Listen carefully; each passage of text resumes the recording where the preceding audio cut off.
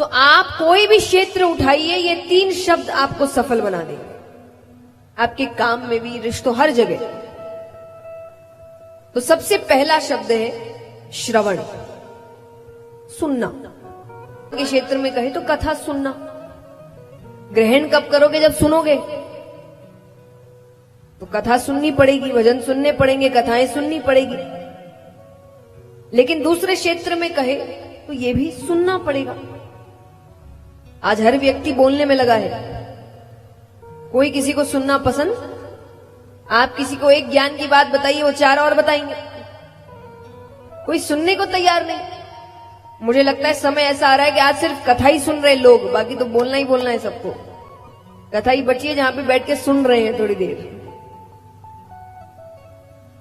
लेकिन सुनना जरूरी है। सबको सुनिए, सबके पास कुछ ना कुछ है बताने को। आप किसी के अगर पास बैठ रहे हो, वो कुछ बोलने की कोशिश कर रहा है, तो अपनी 10 बात सामने रखने की कोशिश मत करिए, उसको सुनिए। मैं हमेशा कहती हूं कि बोलोगे तो वो ही जो पता है, पर अगर सुनने की कोशिश करोगे तो शायद वो पता चल जाए जो कभी नहीं पता। इसलिए सुनना जरूरी है। अब कई बार लोग कहते हैं कि हर किसी को थोड़ी सुनेंगे, हमें जो समझदार, हर किसी को सुनो, ज्ञानी को भी सुनो, मूर्ख को भी सुनो। कारण है क्योंकि ज्ञानी को सुनने से पता चलेगा क्या करना चाहिए, और मूर्ख को सुनने से पता चलेगा क्या नहीं करना चाहिए। दोनों ही जरूरी है ना। क्या करना चाहिए तो सबको पता होता है, कई बार क्या नहीं करना चाहिए ये नहीं पता, तो कल को हम ही मूर्खों वाली हरकतें कर रहे हो। इसलिए दोनों को सुनो। तो सबसे पहला लक्षण है, कारण है ना, भगवान ने 2 कान 1 मुंह दिए हैं। 2 कान का मतलब है ज्यादा सुनो। अगर ज्यादा बुलवाना होता भगवान 2 मुंह देते,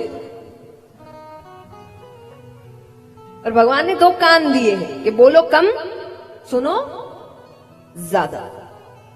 अब दूसरा है श्रवण के बाद चिंतन। ये सबसे सुंदर चीज है। देखिए, मैं हमेशा कहती हूं, सनातन धर्म आपको आंख पर पट्टी बांधना नहीं सिखाता, अंधविश्वास नहीं सिखाता। सनातन धर्म जिज्ञासा सिखाता है, प्रश्न करना सिखाता है, सच ढूंढना सिखाता है। आपके अधिकतर शास्त्र प्रश्नों से शुरू हो रहे हैं। प्रश्न क्या है? जिज्ञासा है। आंख बंद करके विश्वास नहीं कर रहे, प्रश्न कर रहे हैं। और इसका सबसे सुंदर उदाहरण है, यहां कितने हैं जिन्होंने गीता जी पढ़ी है? हाथ उठाना।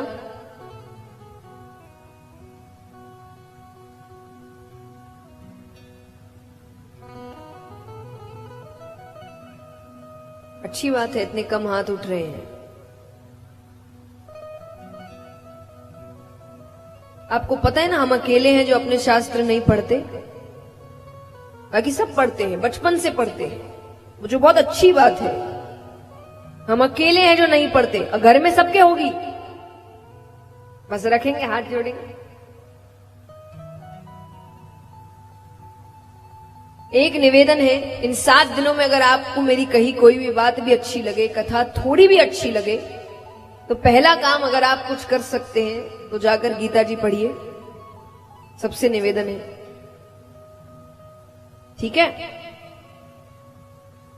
चलिए, पढ़ा नहीं, पता तो होगा उसमें क्या है। क्या है? सरीला खा लिया, बताइए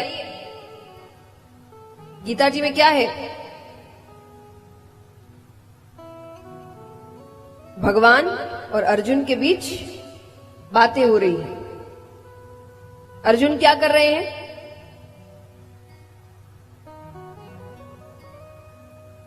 अर्जुन सुन नहीं, भगवान उपदेश दे रहे, अर्जुन क्या कर रहे हैं?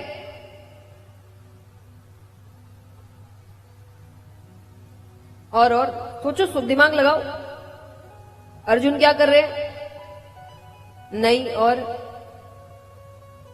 नहीं, प्रश्न कर रहे हैं। सिर्फ भगवान की बात होती और अर्जुन चुपचाप सुन रहे होते तो कुछ ही पन्नों में गीता जी खत्म हो गई होती। अर्जुन प्रश्न कर रहे हैं। अब देखिए सुंदरता, देखिए हम दूसरों से बात करते हैं कि इससे प्रश्न करना चाहिए कि नहीं, उससे अर्जुन के सामने कौन खड़े हैं? भगवान। पता है उनको कि मेरे सामने भगवान खड़े हैं, उनसे तो प्रश्न करना बनता ही नहीं है।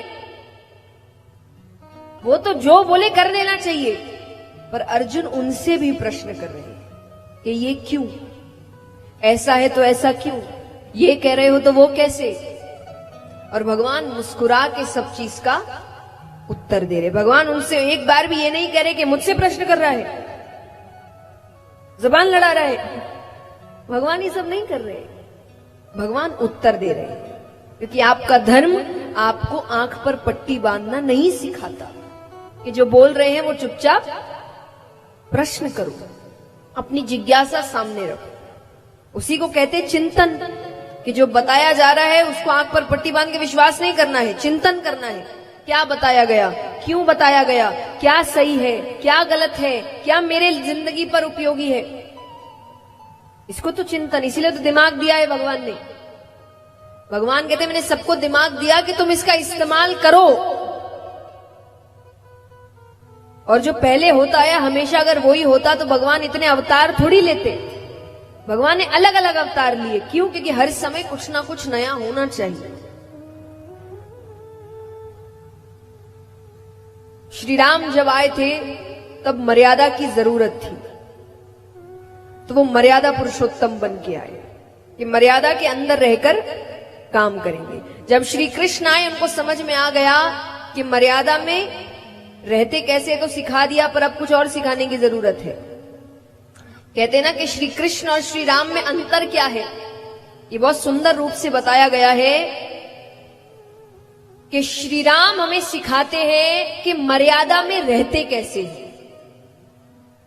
कि श्री राम हमें सिखाते हैं कि मर्यादा में रहते कैसे हैं, और श्री कृष्ण हमें सिखाते हैं कि मर्यादा में रखते कैसे हैं।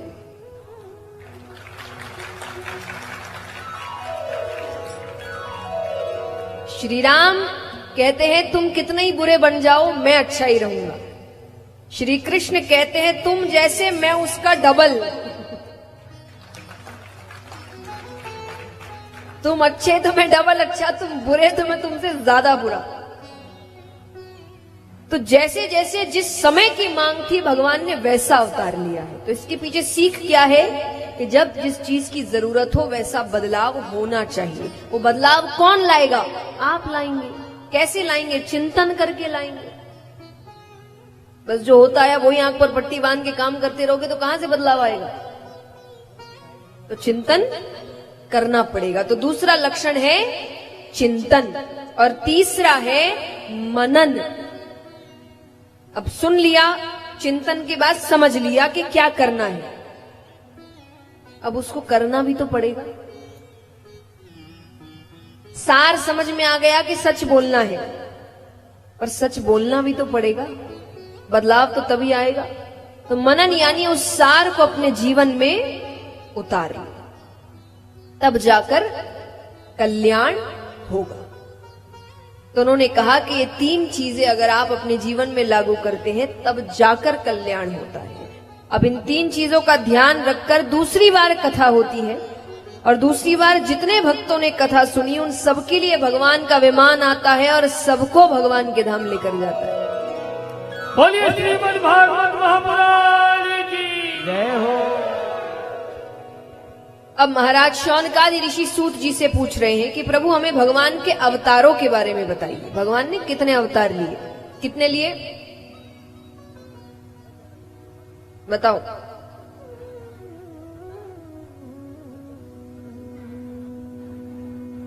भगवान ने कुल 24 अवतार लिए। कितने? 24। आइए सुनते हैं। 2 अवतार विस्तार में नहीं बताए गए, जो है हंसा अवतार और हैग्रीव अवतार। हंसा अवतार में भगवान ने ब्रह्मा जी को चतुर्श्लोकी भागवत का ज्ञान कराया। जो आप सुन रहे हैं उस भागवत को उन्होंने 4 श्लोक में सुनाया, जिसको कहते हैं चतुर्श्लोकी भागवत। तो इस सबसे पहले भगवान ने हंसा अवतार में ब्रह्मा जी को सुनाई। हयग्रीव अवतार है। हयग्रीव नामक एक दैत्य था, सर घोड़े का, शरीर मनुष्य का, उस जैसा कोई और था नहीं। उसने ब्रह्मा जी की तपस्या करी, ब्रह्मा जी से वरदान मांगा कि मुझे मुझ जैसा कोई हयग्रीव ही मार सके। उन्होंने तथास्तु कह दिया। अब वो अन्याय करने लगा, पाप करने लगा, तब भगवान को उसका वध करने के लिए हयग्रीव अवतार लेना पड़ा। तो ये 2 विस्तार में नहीं बताए गए। अब बाकी 22 के बारे में सुनते हैं। तो भगवान का सबसे पहला अवतार है सनकादि ऋषियों के रूप में।